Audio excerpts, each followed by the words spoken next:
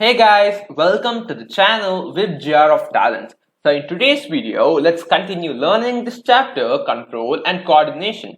So this is the part 2 video of this chapter, Control and Coordination. This was the previous video of VIBGYOR of Talents, which was the Control and Coordination part 1. So I would recommend you to watch the previous video and then continue watching this because it's related and it's a continuation of the same chapter. So the previous video's link will be in the description. In today's video, we'll be mainly looking at the important topic, which is plant hormones and movement. So as I said you in the previous video, that our human system, which is very complex, requires two main systems for most of the movements as well as reflex actions, which are the nervous system, number 1, and number 2 is the endocrine system. But for plants, it's not so complex. If you see also, it looks kind of more simpler than a human body. So just plant hormones are enough for the reflex actions as well as movements in the plants. So let's look at these plant hormones which help them, which are really important for plant for all its functions. Let's look at all these hormones now. So basically there are 5 main plant hormones and let's look at each of them with their particular functions. Alright. First up we have auxin, which helps the plant in the growth of their plant tissue. So just go and try to sow a seed in the soil and give it proper conditions to grow. And every day keep noting the length of the plant. So you see gradually that the plant is growing. So how does this happen? There is more production of cells in plants and the tissue is growing. This is the reason why it's growing in height. So how does this plant know when to grow and when to stop growing? It's with the help of this hormone known as auxin. So it tells when to grow and when to stop, as simple as it. So next we have another plant hormone named cytokinin. So what is the function of cytokinin? It promotes cell division and delays aging of cells. So it's very important for plants because the cell division only mainly is responsible for the entire plant growth. If there is no proper cell division, the entire plant may even die. So cytokinin is very important. And next we have another important hormone named gibberellins. So these gibberellins help in growth of stems and it initiates the seed germination and it also promotes flowering, cell division and seed growth after germination. So it has pretty many functions that you have to do. If any one of these fails, then the plant may not live. So gibberellins has very important function in the plant body. So all hormones is very important for plant to survive. Remember that. And let's move on, and then we have another hormone named abscisic acid. So what is the function of this abscisic acid? So it inhibits growth and causes wilting of leaves. It also promotes the dormancy of the buds and seeds. So all these hormones help in the growth of the plant as you have observed here. And then we have another hormone named ethylene. So this is a gaseous hormone which causes ripening of fruits. For example, if you take a ripe apple and put that ripe apple in a bunch of unripened apples, slowly you see that all the apples became ripe.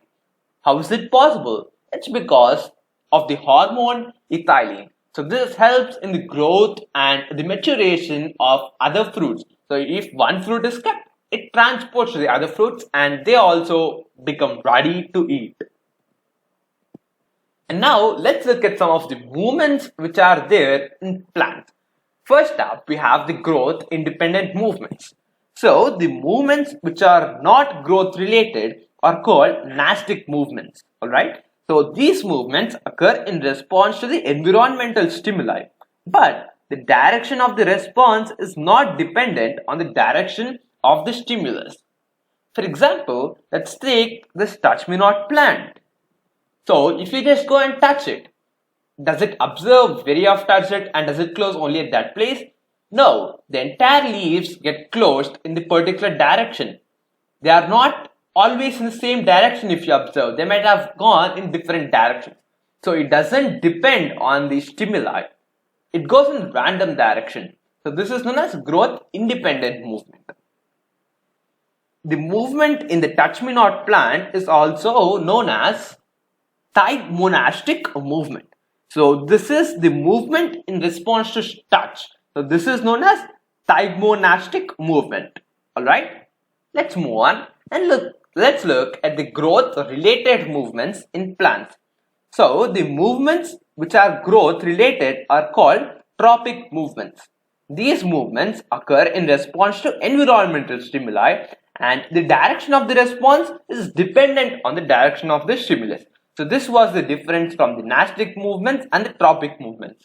Alright, so for example, let's take the sunflower plant that you see here. So the sunflower plant turns according to the sunlight. So the sun keeps moving from one direction to the other, and even the sunflower follows it and it moves along with the sun. So as you observe here, it is moving with stimuli, in response to stimuli, in the direction of stimuli. What was the stimuli? The sunlight was stimuli, and it's moving with the sun. So this is known as tropic movement. That was the difference between nastic and tropic movements. So some more examples of these movements are the phototropic movement, which is light dependent. So the sunflower is light dependent. You see many other plants also which are light dependent. So these are not, this movement is known as phototropic movement. And then we also have something known as geotropic movement, which depends on gravity.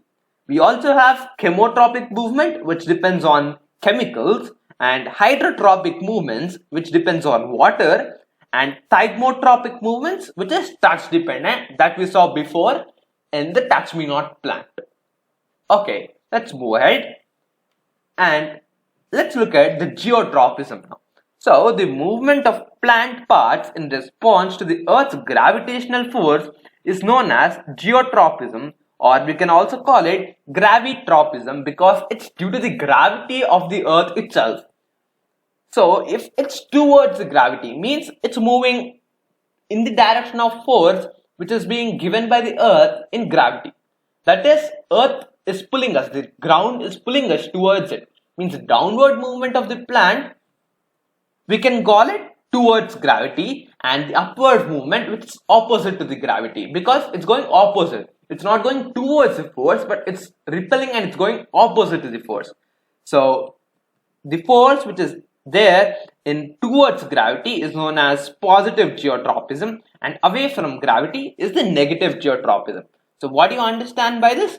The roots are following positive geotropism, whereas the stems and other parts of the plants are following negative geotropism, as they are opposite to the force of the gravity. The roots go towards gravity, whereas the shoot grows away from the gravity. Cool, right? So let's move on now. And now we have something known as phototropism. So the movement of plant parts in response to light is known as phototropism. In here also we have positive and negative tropism. So if the plant is moving towards light, it's known as positive phototropism, and if it's moving away from the light in reverse mode, like it's going back, it's negative, it's not good. So it is known as negative tropism, negative phototropism mainly. So the stems move towards light and the roots move away from light. So the stems follow positive phototropism and then the roots follow the negative phototropism. Simple. Let's look at something known as hydrotropism. By the name only you might be understanding what is it about. So the movement of plant parts in response to water or moisture is known as hydrotropism. So the roots follow hydrotropism mainly because they take the water from the soil below.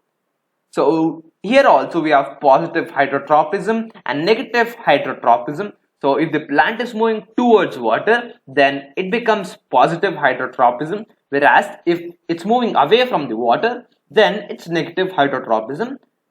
And mostly the plants would like to go towards water. The roots would go towards water and it would follow positive hydrotropism, because how much ever water it gets, that much good it's for the plant, for its growth and all other processes of the plant. So again, root movement in search of water is positive hydrotropism. Great. And let's move on and look at something known as chemotropism. So, the movement of plant parts in response to chemical stimuli is known as chemotropism. So, again, towards the chemical, positive chemotropism, away from the chemical, negative chemotropism. For all these plants, and towards is positive and away from it is chemical. It will be same for most of them, so don't get confused. It's simple. So, in here, the growth of pollen tube towards the ovule is positive chemotropism because it moves towards it. It's a chemical movement. Mainly chemical stimuli, right? Let's move on and look at something known as thygmotropism. So the movement of plant parts in response to touch is called as thygmotropism. So we have observed it in the case of touch me not plant before also.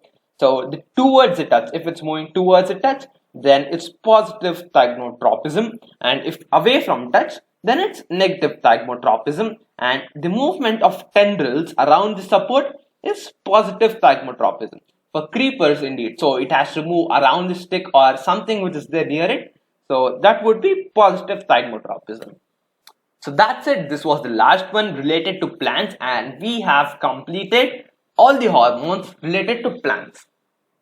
So we got bored with these plants now. They are too calm and they don't move much. We want some people very active and they move from one place to another very rapidly. So who are they? We are us, humans indeed. So let's come back to the human system and let's look at this endocrine system. So we have already looked at nervous system. Now let's look at another complex system, the endocrine system. First up, you need to know what are endocrine glands. So as I've said in the previous video also, glands are something which release stuff. Like in glands, these body endocrine glands, they release hormones indeed. So in the glands also there are two types of glands, namely exocrine glands and endocrine glands. So these exocrine glands are glands that discharge separation or the secretions which they make by the means of ducts. So which then go and open onto an epithelial surface. Like they have ducts, they have proper tubes or something, pipes, which they can release the stuff into so that it just goes and pops into the required area. But then we have something known as endocrine glands. So these endocrine glands are the ductless glands. They don't have pipes or some structures to release the hormones. So they secrete their hormones directly into the bloodstream of us humans. Okay, this is the difference between endocrine and exocrine glands. Let's look at each gland.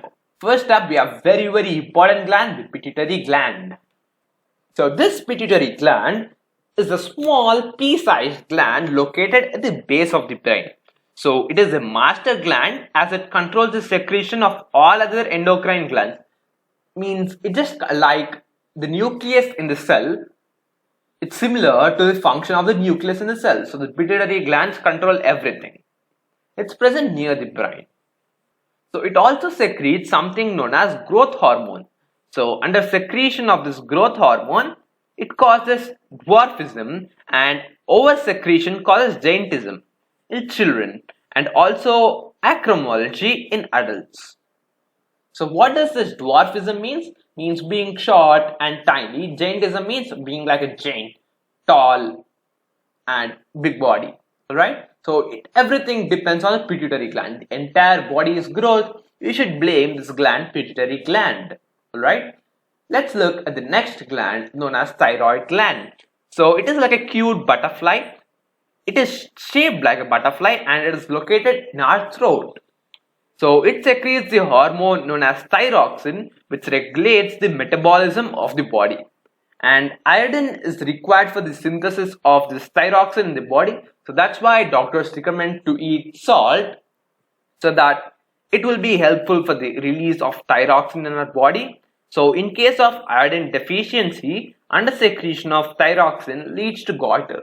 So in this case, entire neck region swells up massively. It will be very painful. So the iodine amount should be good in our human body. Next up, we have one more gland called pancreas. So it is like a leaf-like gland present behind the stomach in the abdomen. So it is an endocrine as well as an exocrine gland. As an endocrine gland, it manufactures two hormones, which are insulin and glucagon. So both these hormones act together, they work both together and regulate the sugar level in the human body. And as an exocrine gland, it secretes enzyme to break down the proteins, lipids, carbohydrates and nucleic acids which are present in food. So insufficient amount of insulin from pancreas leads to diabetes. So it's very important for the pancreas to function properly. Next up, we have something known as adrenal gland. So this occurs in pair above each kidney. It's just present near the kidneys. It decreases in size with age, and it also secretes the hormone called adrenaline, which helps in flight and fight response. So what do we mean by flight and fight response? I've said in the previous video also. Like, let's take the example of a dinosaur. So a dinosaur is chasing you. If you are too brave, what do? You try to fight against it. So for that, you need so much of energy. How do you get that energy? With the help of adrenaline. The adrenal gland releases the adrenaline and you get enough energy to fight against it. So that's the fight. And what is flight? Running away from the dinosaur. So as fast as you can run, you should run to escape from that mighty dinosaur to save your life. So for that also, you require so much of energy. So it will be released by the adrenaline hormone, which is released by the adrenal gland. So it also secretes something known as noradrenaline. And if you want to know more about adrenal gland and if you are really interested, I will leave the link in the description. You can go and read from there. Alright. And let's move on to the next type of glands that we have in the human body, which are gonads. So the gonads are the gamete producing organs like the testes in males and ovaries in the females. So the testes produces male hormone testosterone and the ovaries produce the female hormone estrogen and progesterone. So the testosterone and progesterone help in producing gametes and are responsible for all the characteristics in male and female respectively. These are mainly sexual characteristics. So this progesterone is the pregnancy hormone in females. Alright. So that's it. So these were all the glands which are present in our body. So let's recall everything. First up, we have the pituitary gland, and then we have the thyroid gland, and then pancreas, and then adrenal gland, and then gonads. So excluding from all these we have some other endocrine glands in our human body. So first we have hypothalamus, and then we have something known as parathyroid, and then pineal, and then thymus. So if you are more interested, if you are just really curious about them, I will leave the link in the description so that you can know more information and get more knowledge from this. So that's it guys, this was the last topic of this chapter and we are done with this chapter, and I hope you have understood this chapter thoroughly. And if you have any doubts, you can ask me in the comment section or mail me at vibgyoroftalents@gmail.com. I hope you're glad to complete this chapter with me. So thanks a lot for watching this video guys. Make sure to subscribe to the channel and hit the bell icon to get all the latest video notifications. And please do follow us on Discord, Twitter and Instagram. All the links will be in the description. Thank you once again.